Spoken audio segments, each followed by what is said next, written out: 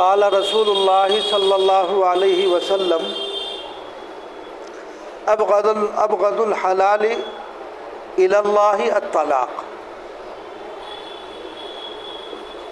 گزشتہ سے یہ بات چل رہی تھی، گزشتہ ہفتے ہم نے طلاق کے سلسلے میں کچھ باتیں عرض کی تھی، اور یہی روایت ہم نے پڑھی تھی کہ اللہ تبارک و تعالیٰ کے نزدیک حلال چیزوں میں سب سے ناپسندیدہ چیز طلاق ہے۔ تو اس طلاق کے اسباب کیا ہیں؟ تو گزشتہ ہم نے بتایا تھا کہ طلاق کے اسباب مختلف ہیں۔ ان میں سے طلاق کا ایک سبب دینداری کا نہ ہونا، بلکہ یہ اہم سبب ہے کہ جب مرد ہو یا عورت، اگر ان کے مزاج میں دینداری نہیں ہوگی اور وہ دین کے پابند نہ ہوں گے، تو ظاہر بات ہے کہ جب انہیں حلال و حرام کی تمیز نہ ہو، جائز اور ناجائز کی تمیز نہ ہو، تو ان تمام صورتوں میں پھر تو وہ کام کریں گے جب انہیں علم ہی نہیں ہے ایک بات کا، اس کے فوائد کیا ہیں، نقصانات کیا ہیں، جب اس کی انہیں اطلاع ہی نہیں، خبر نہیں، تو وہ تو جو چاہے کریں گے۔ تو ایک بنیادی وجہ اس کی جو ہے وہ دینداری کا نہ ہونا۔ دینداری یہی نہیں کہ آدمی نماز پڑھے، روزہ رکھے، نہیں، یہ تو ہے ہی کہ نماز کا بھی پابند ہو، روزے کا بھی پابند ہو، اگر اللہ نے صاحب استطاعت بنایا ہے تو حج بھی ادا کرے، زکوٰۃ بھی دے، یہ تمام چیزیں ہیں۔ لیکن اس کے ساتھ ساتھ جو معاشرتی چیزیں ہیں اس کے اندر بھی دینداری ہونی چاہیے، جو معاملاتی چیز ہے اس کے اندر بھی دینداری ہونی چاہیے۔ ایک آدمی نمازی ہے، نماز بڑی پابندی سے پڑھتا ہے، تہجد کا بھی پابند ہے، لیکن معاملات کا خراب ہے، تو اسے دیندار تھوڑی کہا جائے گا۔ اسے آپ کسی کو جو ہے اس کے نماز پڑھنے کی بنیاد پر، روزہ رکھنے کی بنیاد پر، کثرت نوافل کی بنیاد پر دینداری کا فیصلہ نہیں کیا جا سکتا، صرف اس بنیاد پر۔ اس کی آپ معاشرت دیکھیے، رہن سہن کا طریقہ کیسا ہے اس کا، اس کے گھریلو حالات کیسے ہیں، کیا گھریلو زندگی شریعت کے مطابق ہے، یا گھریلو جو زندگی ہے وہ شریعت کی بغاوت پر اور شریعت کی خلاف ورزی پر مبنی ہے۔ اس کا دیکھنا بھی بہت ضروری ہے۔ آپ نے صرف اس کے ظاہر کو دیکھ کر فیصلہ کر لیا، نہیں، محض ظاہر کو دیکھ کر فیصلہ نہ کرو، دیکھو کہ وہ دینداری اس میں کتنی ہے، اور دینداری صرف نماز روزے کی حد تک نہ دیکھو، بلکہ دینداری اس کی معاشرت، رہن سہن، خارجی اور داخلی زندگی بھی اس کو دیکھو۔ آپ نے اپنی بچی کو، ٹھیک ہے، یعنی دونوں طرف سے معاملہ ہو سکتا ہے، لڑکا آپ نے پسند کر لیا، لڑکی اس کی معاشرت گندی ہے، چونکہ اس کو گھر میں رہنا ہے، گھریلو جو رہن سہن کا طریقہ ہے وہ گندا ہے اس کا، تو ظاہر بات ہے ایسی صورت میں نباہ نہیں ہو سکتا، طلاق ہوگی۔ ظاہرداری کو دیکھ کر، مال کو دیکھ کر آپ نے رشتہ کر دیا تو نوبت تو پھر وہی آئے گی۔ ابھی میں پرسوں کی بات بتاؤں، پرسوں ہی کی بات، ایک لڑکی کا نکاح ہوا، نکاح ہونے کے بعد وہ رخصتی ہو گئی، ابھی 6 مہینے نہیں ہوئے، یعنی شوہر کے پاس 6 مہینے میں مشکل سے ایک ماہ رہی، طلاق کی نوبت آ گئی۔ کیوں طلاق کی نوبت؟ اس لیے آئی کہ انہوں نے گھر تو دیکھا، لڑکی کو صرف دیکھ لیا، اس کے لڑکی کا کے جو احوال ہیں ان سے وہ واقف نہ ہو سکے۔ اس میں سے ایک چیز مثلاً جو سامنے بعد میں آئی، شوہر نے بتائی کہ بیوی کھانا نہیں بناتی ہے۔ اس سے پوچھا بھائی تو کھانا کیوں نہیں بناتی؟ کہ مجھے آتا ہی نہیں۔ یہ تو بنیادی چیز ہے گھر کو چلانے کے لیے۔ جب آپ نے نکاح کر لیا تو نکاح کرنے کے بعد اگر وہ اپنے شوہر کو روٹی بھی نہیں دے سکتی ہے تو پھر ایسی صورت میں جب وہ اپنے شوہر کو روٹی بھی نہیں دے سکتی ہے، کھانا بنا کر کے نہیں دے سکتی، تو ظاہر بات ہے تکرار اس پر ہونا ہے، اور جب تکرار ہوگا تو پھر وہی ہوگا جو ہونا ہے، طلاق تک نوبت آئے گی۔ اس لیے کہ ماں نے اس کو سکھایا نہیں، تعلیم تو اعلیٰ دے دی، لیکن گھریلو زندگی کیسے اس کو بسر کرنی ہے، شوہر کے ساتھ اس کو کیسے رہنا ہے، وہ نہیں سکھایا گیا۔ کہ گریجویٹ ہو گئی، ڈاکٹرز ہو گئی، لیکن کھانا بنانا اس کو نہیں آیا، تو بھئی وہاں جانے کے بعد ظاہر بات ہے کہ ٹھیک ہے تم ڈاکٹری کر رہی ہو، لیکن اپنے شوہر کے ساتھ تمہیں کیسے زندگی کو بتانا ہے، اس کے ساتھ زندگی کیسے گزارنی ہے، تم نے سیکھا نہیں، تو ظاہر بات ہے نتیجہ یہی ہوگا کہ طلاق تک نوبت آ جائے گی۔ آج ہم اپنی بچیوں کو، یا بچے بھی ہوں، دنیاوی تعلیم تو خوب دیتے ہیں اعلیٰ سے اعلیٰ، لیکن ان کو دیندار نہیں بناتے ہیں۔ مسلمان کا سب سے پہلا کام یہ ہے کہ وہ بچے ہو یا بچیاں، ان کو دیندار بناؤ۔ اسلام تعلیم سے نہیں روک رہا ہے، اسلام تو کہہ رہا ہے تعلیم حاصل کرو، لیکن پہلے اپنے گھر کی تعلیم تو سیکھ لو۔ جب تمہیں اپنی تعلیم کا پتہ ہی نہیں ہے، جب پتہ نہیں ہوگا تو کیا جواب دیا جائے گا آگے؟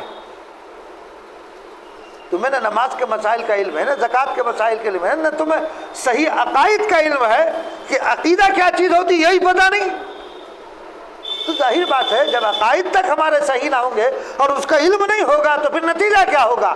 نتیجہ پھر یہی ہوگا کہ جو ہو رہا ہے۔ آپ دیکھ لیجئے ہمارے شہر میں کتنی بچیاں ہیں جو جا چکی ہیں، جو غیروں کے ساتھ فرار ہو گئی ہیں۔ آپ نے ان کو دیندار نہیں بنایا، آپ نے ان کی ہر غلط بات پر ہاں کہا، اس پر قدغن نہ لگائی، تو نتیجہ یہی ہوگا کہ آپ اتنی آزادی اپنی بچیوں کو مت دو، اور اپنے بچوں کو بھی اتنی آزادی مت دو کہ وہ دین سے ہی فرنٹ ہو جائے اور وہ غیر کے ساتھ جانے پر مجبور ہو جائے۔ تو اس لیے دوستو اس کے اسباب میں سے ایک اہم سبب یہ بھی ہے کہ اپنے بچوں اور بچیوں کو کیا کرو؟ دین کا پابند بناؤ، ان کا مزاج دیندار بناؤ، ان کے نشو و نما میں دینی تعلیم کو داخل کرو۔ ٹھیک ہے تم دوسری تعلیمات بھی حاصل کرو، لیکن بنیادی طور پر جو ہماری تعلیم ہے وہ کیا ہے؟ اس کو اسلام سے واقف کرانا، یہ ماں باپ کی ذمہ داری ہے۔ اگر ہم نے نہ کرایا پھر جو حالات ہم دیکھ رہے ہیں اس سے بھی آگے بدتر حالات ہوں گے۔ اللہ تبارک و تعالی ہماری اور ہماری نسلوں کی حفاظت فرمائے۔ تو دیندار ہونا ضروری ہے، اگر مزاج میں دینداری نہیں ہوگی تو پھر غلط واقعات رونما ہوں گے، طلاق کا وقوع کثرت سے ہوگا۔ اور اگر آپ نے ان کو دیندار بنا دیا، ان کا مزاج دیندار بنا دیا اور ان کے رگ و ریشے میں دینی تعلیمات کو بھر دیا، تو وہ کسی ماحول میں جائیں انشاءاللہ ثم انشاءاللہ پھر وہ شریعت کی بغاوت کرنے والی نہ ہوگی، شریعت سے منہ موڑنے والی نہ ہوگی، شریعت کی خلاف ورزی کرنے والی نہیں ہوگی۔ تو اس لیے اپنے بچوں کو، چاہے وہ لڑکی ہو یا لڑکا، ان کو دیندار بناؤ، ان کو دینی تعلیم سے آشنا کرو۔ اگر ان کے پاس دینی تعلیم نہیں ہوگی تو پھر یقین جانو کہ جو کچھ ان کے دماغ میں بھر دیا جائے گا وہ اسی کو صحیح سمجھیں گے، جو اگر غلط بھر دیا گیا تو وہ غلط کی تائید کرنے لگیں گے کہ ہمیں تو یہ پتہ ہے۔ تو اس لیے بنیادی چیز کیا ہے کہ اپنے بچوں اور بچیوں کو دیندار بناؤ، دین کا پابند بناؤ۔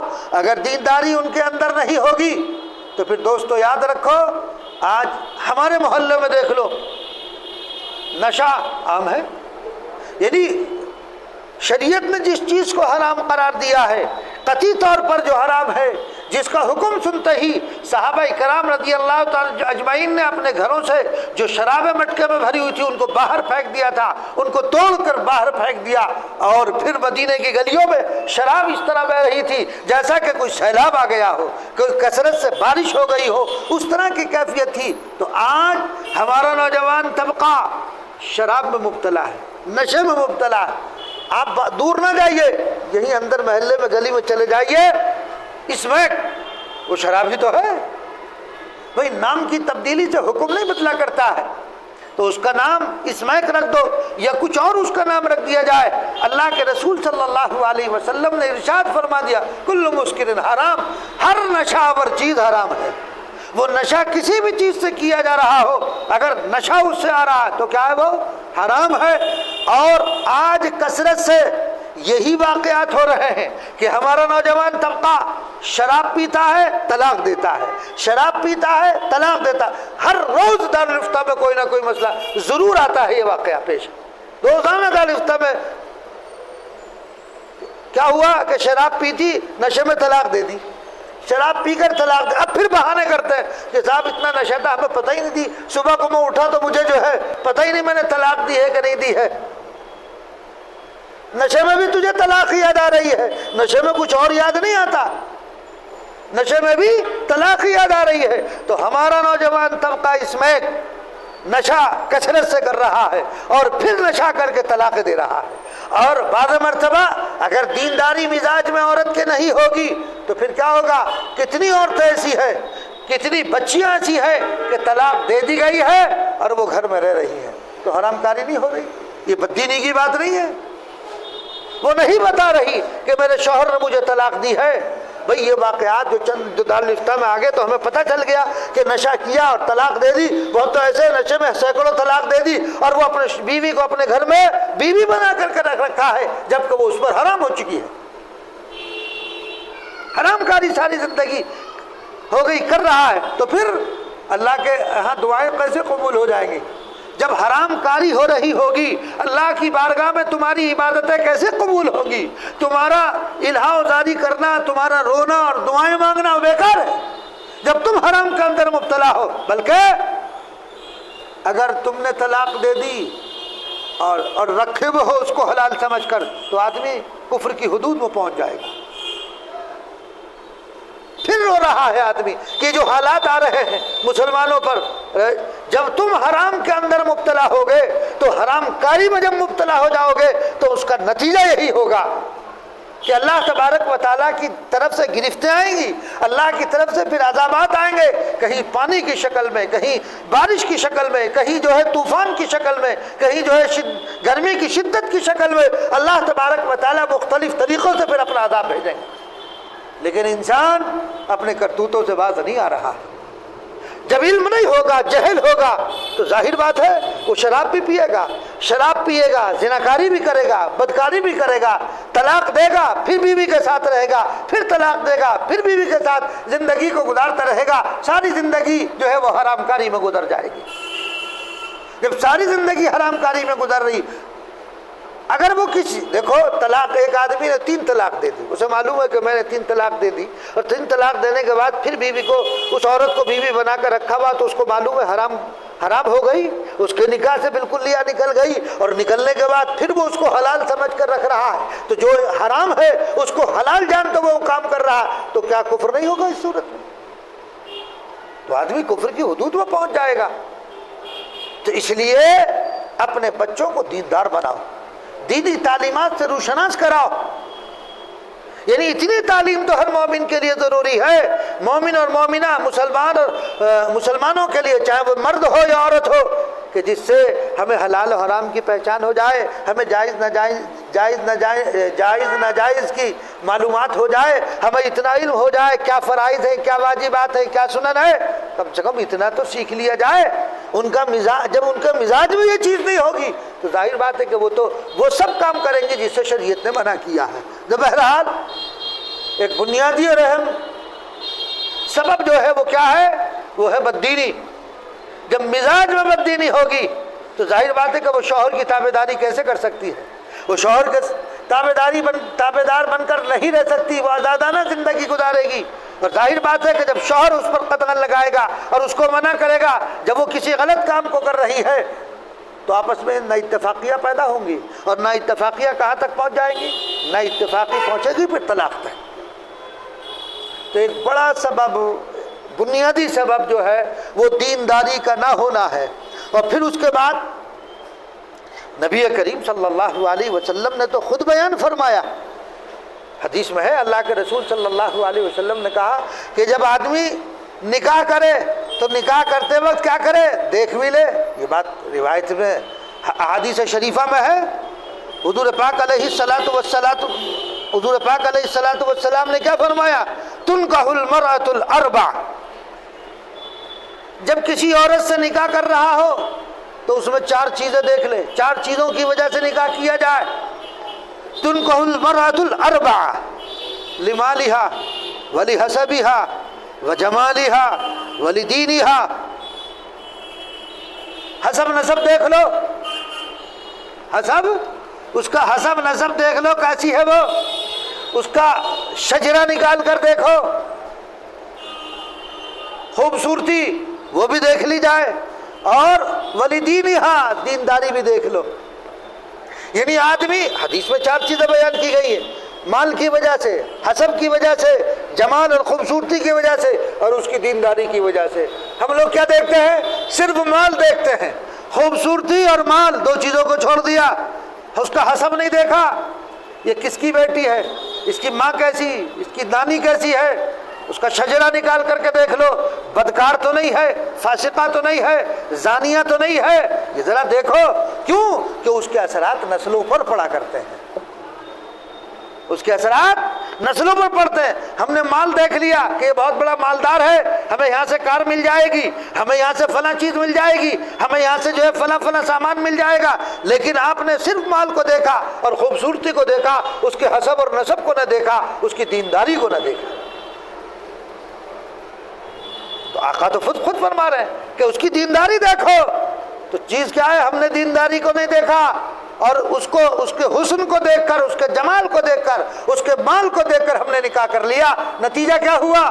نتیجہ ہوا کہ ہم نے حسب کو نہ دیکھ کر، دینداری کو نہ دیکھ کر، پھر نتیجہ کیا ہوا؟ طلاق تک نوبت آ گئی. مشہور واقعہ میں نے آپ کو کئی مرتبہ سنایا، کانپور کا واقعہ ہے. اپنی بچی کا نکاح اس نے کیا اٹلی، اور جتنے باراتی آئے تھے سب کو کار دی تھی اس نے. باقاعدہ کار لے جانے کے لیے جہاز اس نے بک کیا تھا. اب اندازہ لگائیے کتنے کروڑ روپے اس نے خرچ کیے ہوں گے. نتیجہ کیا ہوا؟ چونکہ تحقیقات نہیں کی. بھائی جیسے لڑکی کی تحقیق، لڑکے کی بھی تحقیق کر لینی چاہیے، لیکن ہم لوگ تحقیق نہیں کرتے. ظاہری حالات پر دیکھ کر کے پھر بعد میں چیزیں پیدا ہوتی ہے. نتیجہ کیا ہوا؟ وہ لڑکی 3 مہینے مشکل سے اپنے اٹلی میں رہی. جب وہ واپس انڈیا آنے لگی تو اس کے شوہر نے خط دیا کہ اس کو پلین میں بیٹھ کر کے پڑھ لینا. جب وہ گئی، وہ چھوڑنے کے لیے آیا خود، حالات کچھ ایسے پیدا ہو گئے. وہ جب پلین میں بیٹھی، اس نے لفافہ کھولا اور پڑھا تو طلاق نامہ تھا. تو جب تم سنتوں کو پامال کرو گے اور رسول اللہ صلی اللہ علیہ وسلم کی ہدایات پر عمل پیرا نہیں ہوگے اور آقا کے طریقے کی مخالفت کرو گے، نتیجہ پھر یہی ہوگا. نتیجہ کیا ہوگا؟ پھر یہی ہوگا. تو اس لیے اس کی مالداری، مال بھی دیکھ لو، اس کا حسن و جمال بھی دیکھ لو، اور اس کا حسب و نسب بھی دیکھ لو، اور چوتھی چیز اس کی دینداری بھی دیکھ لو. نبی کریم صلی اللہ علیہ وسلم روایت کے آخر میں کیا الفاظ ہیں؟ حضور پاک علیہ الصلوۃ والسلام فرما رہے ہیں، فاظفر بذات الدین تربت یداک. دیندار عورت کو اختیار کرو، تمہاری بھلائی اسی میں ہے. کس کو اختیار کرو؟ دیندار عورت کو اختیار کرو گے تو تمہاری بھلائی اسی میں ہے. ایک اور حدیث میں ہے، اللہ کے رسول صلی اللہ علیہ وسلم نے ارشاد فرمایا، معلوم ہے دنیا میں سب سے زیادہ خوش قسمت کون شخص ہے؟ آپ صلی اللہ علیہ وسلم فرمایا جس کو 3 چیزیں حاصل ہیں وہ دنیا میں بہترین شخص ہے. المرأۃ الصالحہ. پہلی بات آقا نے ارشاد فرمائی کیا؟ المرأۃ الصالحہ، نیک بیوی، اچھی بیوی.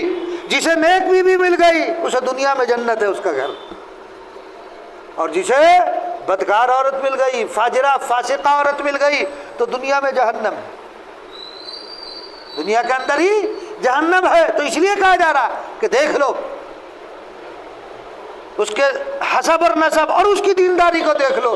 تو آقا نے کیا فرمایا؟ المرأۃ الصالحہ، نیک بیوی. اور دوسری چیز رسول اللہ صلی اللہ علیہ وسلم نے کیا فرمایا؟ البیت الواسع، کشادہ مکان، نیک بیوی، کشادہ مکان، اور تیسری چیز آپ صلی اللہ علیہ وسلم نے کیا بیان فرمائی؟ المرکب الحنی، اچھی سواری۔ یعنی رسول اللہ صلی اللہ علیہ وسلم فرمایا یہ تین چیزیں جس کو حاصل ہیں وہ خوش قسمت انسان ہے۔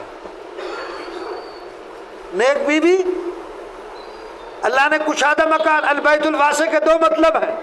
ایک تو یہ کہ واقعتاً اللہ نے آپ کو کشادہ مکان دے رکھا ہے، بڑا لمبا چوڑا مکان ہے، اور ایک ہی دوسرا مطلب یہ ہے کہ کشادہ البیت الواسع کا مطلب کشادہ مکان، یعنی مکان چھوٹا لیکن ضروریات کی ساری چیزیں اس میں موجود ہیں۔ تو اللہ نے دیکھو اگر نیک بیوی نہ ملے، بدکار مل جائے تو زندگی اجیرن ہو جاتی ہے۔ گھر میں بیچارہ صبح سے شام تک مزدوری کر کے آیا اور گھر پہنچا تو گالیاں سننے کو مل رہی، بیوی کی سننے کو مل رہی، تو ہے زندگی بیکار۔ تو نیک بیوی اور دوسرے گھر کشادہ، اگر آدمی کے پاس گھر نہیں ہے تو پریشان ہے، اگر آدمی پہ مکان نہ ہو اپنا ذاتی تو پریشان ہے کہ نہیں ہے؟ حضرت جلال آبادی رحمۃ اللہ علیہ فرمایا کرتے تھے کہ تین چیزیں جس کے پاس ہیں، تین چیزیں اپنی ذاتی ہونی چاہیے، اگر وہ نہیں ہوگی تو آدمی پریشان رہے گا۔ اس میں سے ایک فرمایا مکان، اگر مکان اپنا نہیں ہے تو پریشان۔ کرائے میں تو ایسے رہتا، آج یہاں ہے کل کو منع کر دیا، دوسری جگہ برتن اٹھاؤ، تیسری جگہ اٹھاتے پھرو، تو مکان نہ ہونے کی وجہ سے آدمی پریشان رہتا۔ تو آقا نے کیا فرمایا؟ وہ آدمی خوش قسمت ہے جس کے پاس اپنا ذاتی مکان اور کشادہ ضروریات کی ساری چیزیں اس میں مہیا ہے، چاہے چھوٹا ہو یا واقعتاً کشادہ ہو۔ اور تیسری چیز آقا نے کیا فرمائی؟ المرکب الحنی، اچھی سواری۔ اللہ تبارک و تعالیٰ نے آپ کو سائیکل دے رکھی، آپ کی حیثیت کے اعتبار سے، بیوی بھی نیک ہے، مکان بھی اللہ نے کشادہ دے رکھا، سائیکل ہے، اچھی بات ہے، اتنی حیثیت ہے سائیکل کی۔ اللہ نے موٹر سائیکل دے رکھی ہے، المرکب الحنی، اچھی سواری، تو ظاہر بات ہے اس کے اعتبار سے تو وہ اچھی ہے۔ اللہ نے اگر آپ کو جو ہے کار دے رکھی ہے تو ظاہر بات ہے اس کی حیثیت کے اعتبار سے اس کے لیے وہ بہتر چیز ہے۔ تو یہ تین چیزیں جس کے پاس ہے وہ انسان بڑا خوش قسمت ہے، نیک بیوی، کشادہ مکان اور اچھی سواری۔ تو معلوم ہوا بیوی کا نیک ہونا بہت ضروری ہے، ورنہ یعنی آپ کے لیے تو تکلیف کا باعث ہوگی ہی، آپ کی جو نسل ہے اس کی تربیت بھی صحیح نہ ہوگی پھر، چونکہ ماں اگر اس کے اخلاق، اس کی معاشرت اگر اچھی نہیں ہے تو ظاہر بات ہے کہ بچہ ماں کی گود ہی میں پلتا ہے۔ سب سے پہلی جو اس کی درسگاہ ہے وہ ماں کی گود ہے۔ جب وہی سے تربیت صحیح طور پر حاصل نہیں ہوگی اور وہی اچھا سبق، بہترین سبق اس کو وہاں سے نہیں ملے گا تو ظاہر بات ہے کہ وہ آگے چل کر خراب ہی ہوگا۔ تو اس لیے انتخاب آپ کریں تو دیندار کا انتخاب کریں، نہ ہو اس کے پاس پیسہ، اس کے پاس وہ مالدار نہیں ہے لیکن وہ دیندار ہے، حسب و نسب والی ہے، خوبصورت بھی ہے، تو آپ کے لیے وہ بہتر ہے اس کے مقابلے میں کہ مالدار ہے لیکن بددین ہے۔ وہ بددین تمہارے گھر میں آئے گی تو تمہارے گھر کے نظام کو، تمہارے گھر کی معاشرت کو فاسد کر دے گی۔ اس لیے دینداری کو ملحوظ رکھو۔ تو ایک بنیادی اور ایک اہم سبب جو طلاق کے اسباب ہم بیان کر رہے ہیں، اس میں سے ایک اہم سبب جو طلاقیں واقع ہو رہی ہیں وہ دینداری کا نہ ہونا ہے۔ جب دینداری نہیں ہوگی تو دینداری نہ ہونے کی صورت میں پھر انسان کیا ہوگا؟ بے دین کو جب تم انتخاب کرو گے اور بے دین کو جب لے کر کے آؤ گے تو نتیجہ یہ ہوگا کہ طلاق واقع ہوں گے۔ اللہ تبارک و تعالی ہم سب کو دیندار بنائے اور دین پر ہم سب کو جمع رہنے کی توفیق عنایت فرمائے۔ اللہم صلی علی سیدنا و نبینا و مولانا محمدا عبدہ و رسولہ ربنا ظلمنا انفسنا وان لم تغفر لنا وترحمنا لنکونن من الخاسرین۔ اے اللہ ہمارے گناہوں کو معاف فرما، خطاؤں کو درگزر فرما، ہم سب پر رحم اور کرم اور عافیت کا معاملہ فرما، آنے والے برے حالات سے حفاظت فرما۔ اے اللہ جو بھی ہم سے خطائیں سرزد ہوئی ہیں اے اللہ ان کو معاف فرما دے، پورے عالم کے مسلمانوں کی حفاظت فرما، جہاں جہاں مسلمان پریشان حال ہے اے اللہ، فلسطین میں، غزہ میں، شام میں، خدا بند قدوس جہاں جہاں بھی اے اللہ ظلم ہو رہا ہے اے اللہ تو ان کی مدد فرما، غیب سے ان کی اعانت فرما، ہمارے ملک میں بھی امن کا، چین کا معاملہ فرما، ہر قسم کے لڑائی جھگڑے سے، دنگے اور فساد سے حفاظت فرما، آپس میں پیار اور محبت پیدا فرما، الفتیں پیدا فرما، ہمیں مرتے دم تک دین پر جمع رہنے کی توفیق عنایت فرما، بددینی سے ہماری حفاظت فرما۔ ان دعاؤں کو محض اپنے فضل و کرم سے قبول فرما۔ وصلی اللہ تعالی علی خیر خلق محمد